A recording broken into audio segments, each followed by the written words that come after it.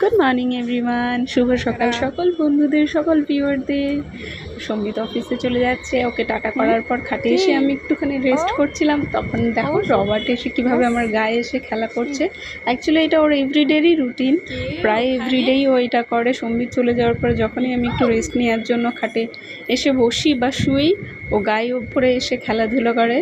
যাই হোক, ওর সঙ্গে কিছুক্ষণ খেলা করে আমি চলে গেলাম স্নান করে আমি গাছের ফুল ছিঁড়ছিলাম।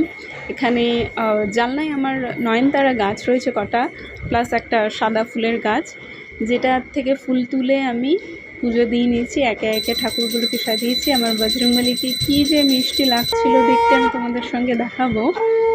আর কি বলে, এখানে পুজো হয়ে যাওয়ার পরেই আমি এই যে দেখো কি মিষ্টি লাগছে, আর হাতে ওই ফুলটা যেন পারফেক্ট, পুরো পারফেক্ট সাইজ।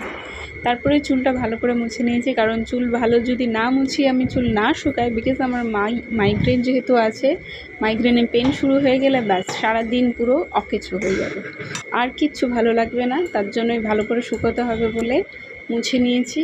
তারপরে আমি একটু ব্রেকফাস্ট, খিদেও পেয়েছে যেহেতু, ব্রেকফাস্ট করব। চা খাওয়া হয়নি, একবারে চাও খাবো। তার জন্য আমার কাছে আটা মেখে রাখা ছিল, তার মধ্যে আমি একটু চিনির পুর দিয়ে এটাকে বেলে হালকা তেলে ভাজা, একটু সেঁকা ভাজাই আমি একটা পরোটা টাইপের করব।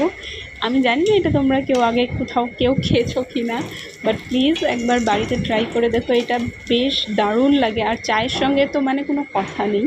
এটা ক্রিস্পি হয়, ক্রাঞ্চি, ক্রিস্পি, সুইট, তার সঙ্গে আমি লিকার চা। একদিন ট্রাই করে দেখো, আমার কথা শুনে দারুণ খাবে। আর কেমন খেলে সেটাও অবশ্যই কমেন্টে আমাকে জানিও। তারপর আমার বানানো হয়ে যাওয়ার পরে আমি ঘরে এসে বসে একটু রেস্ট নিতে আমি ওই পরোটাটার সঙ্গে চা নিয়ে এনজয় করছিলাম, সঙ্গে একটা বাংলা স্টোরি দেখছিলাম। আমি কিছু না কিছু আমি স্টোরি খাওয়ার সময় একটু দেখি, এটা আমার একটা অভ্যেস। শিনচ্যান বা কিছু না কিছু আমি দেখি। আর এই যে ওরা দুটো কী করছে ব্যালকনিতে গিয়ে, রবার্ট কীভাবে মিকুর কাছ থেকে আদর খাচ্ছিল। যাই হোক, এই করতেই আমার সারাদিন কেটে গেল। তারপরে সন্ধেবেলায় সম্বিত অফিস থেকে ফিরেছে, তার জন্য আমি আমাদের দুজনের জন্যই আদা দিয়ে লিকার চা বানাচ্ছিলাম। আদা দিয়ে লিকার চা হয়ে যাওয়ার পর দুজন একসঙ্গে চা খেলাম, এনজয় করলাম। করার পরে আমি রাতের প্রিপারেশনের জন্য লেট আর না করে রাতের প্রিপারেশন করছি ডিনারে আমি আলুর চোখা করছি, লাল লাল করে আলুর চোখা। যাতে আলুর চোখাটা হালকা ঝাল আর হালকা লালও যাতে হয়, তার জন্য আমি একটা ঝাল লঙ্কা শুকনো আর একটা কাশ্মীরি মির্চ নিয়েছি।